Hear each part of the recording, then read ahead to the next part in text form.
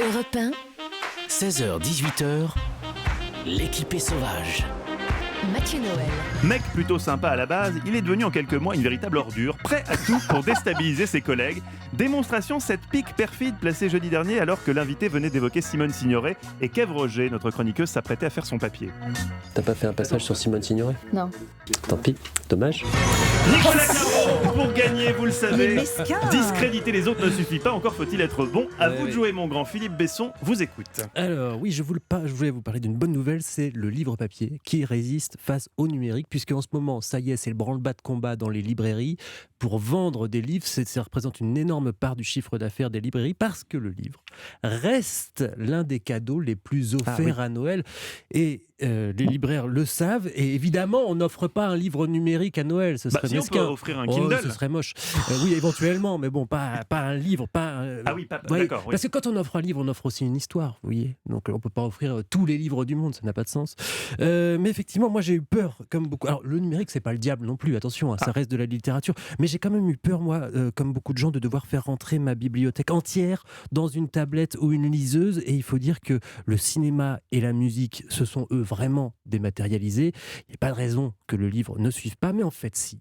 Il y avait plein de raisons. Alors, quelques chiffres d'abord. Je sais que vous aimez ça, Mathieu. J'adore les chiffres. Le livre numérique aujourd'hui en France ne représente que 5% oui. du marché. Vous allez me dire... En France, ok, mais à l'étranger, ça marche plutôt fort. Alors oui et non, ça a marché. C'est vrai qu'aux États-Unis, selon les chiffres des Échos, la part du e-book, le livre numérique, était montée jusqu'à 22%. Mais c'était C'est en énorme. 2013 et c'était le pic. Depuis, Mais ça non. redescend, ça dégringole jusqu'à 13% aujourd'hui. Idem pour le Royaume-Uni. Ce qui monte en revanche, mais ça c'est complémentaire du papier, c'est le livre audio. Forte croissance. Et pourquoi ça n'a pas pris en France par rapport aux autres pays? Pour plein de raisons, y compris des raisons mystérieuses. Mais d'abord en France, on a la loi... Le mec, il veut pas s'engager. Quoi. Non, vous allez- C'est juste, non, j'ai je envie vais y de- aller. c'est J'ai pas la mystérieux. réponse. C'est pas la Je vais y aller, réponse, je vais y aller dans le mystère. Je vais y aller dans le mystère, mais je commence par les raisons objectives. On a la loi Langue, le prix unique du livre en France. C'est-à-dire que vous ne pouvez pas vendre un livre à prix cassé. C'était conçu, ça, au départ, pour que les libraires indépendants puissent se battre à armes égales avec les grosses chaînes qui, elles, peuvent faire des ristournes énormes. Et bien ça s'applique au livre numérique. Alors bien sûr, c'est pas le même prix que le livre papier, il ne faut pas exagérer. Mais c'est Les coûts de capé. on peut fabrication pas- ne sont pas les mêmes, mais vous ne pouvez pas vendre un livre numérique plus de 25% de moins qu'un livre papier qui a donc D'accord. un prix unique. Et donc, ce n'est pas tellement intéressant d'acheter sur numérique, même si, bon, il y a quand même des offres d'abonnement qui se développent, qui contournent un peu le système, un peu comme Netflix. Vous payez un forfait et vous pouvez lire tout ce que vous voulez. Oui, mais en France, on a des libraires. Il y en a partout ailleurs, mais en France, on a de super libraires. J'en croise beaucoup. Cette nouvelle génération qu'on a là, justement, qui a réagi à l'arrivée du numérique, c'est assez fou ce qui s'est passé. Ils se bougent et beaucoup, évidemment, ils conseillent les clients, mais ils organisent aussi tout un tas de manifestations dans les librairies, des rencontres avec les écrivains.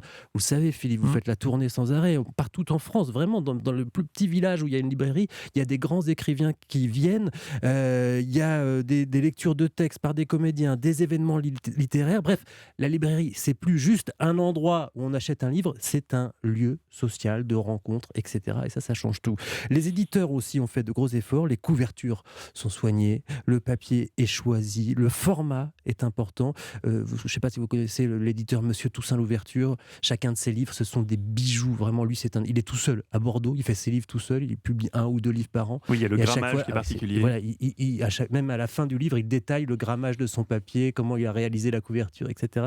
Ça, c'est un beau vrai, cadeau, très par bel exemple. objet. Et puis bon, alors ça, c'est plus subjectif. Et ça fait partie de ces raisons mystérieuses, mais les études montrent que les Français sont attachés au papier, à sa chaleur, à son toucher. C'est physique, le livre. Et puis c'est un objet qui se transmet, qui se donne, qui s'offre. Et puis moi, bon, ça c'est mon addiction personnelle, mais j'adore l'odeur des livres. J'adore sniffer les livres. Oui. Donc je vais choisir Nicolas Caro. Ça, merci pour la littérature. Ce petit vénard de Nicolas Caro. Les copains, les coquins. Ouais, là, c'est pas joli C'est tout pas ça, joli, les amis. la hein. connivence. La connivence, c'est pas joli, mais rien, il est content comme un coq quand même. Il s'en fout d'où viennent les points et comment ils sont obtenus. Ce qui compte, c'est le classement général. Et vous remontez vous faites un bon classement général. Bravo Nicolas Caro qui remporte la 67e journée de l'équipée sauvage avec Philippe Besson qui publie, je vous le rappelle, une nouvelle dans 13 à table, recueil de nouvelles au profit des Restos du Cœur. Merci d'avoir passé l'après-midi avec nous, Philippe. Merci à vous.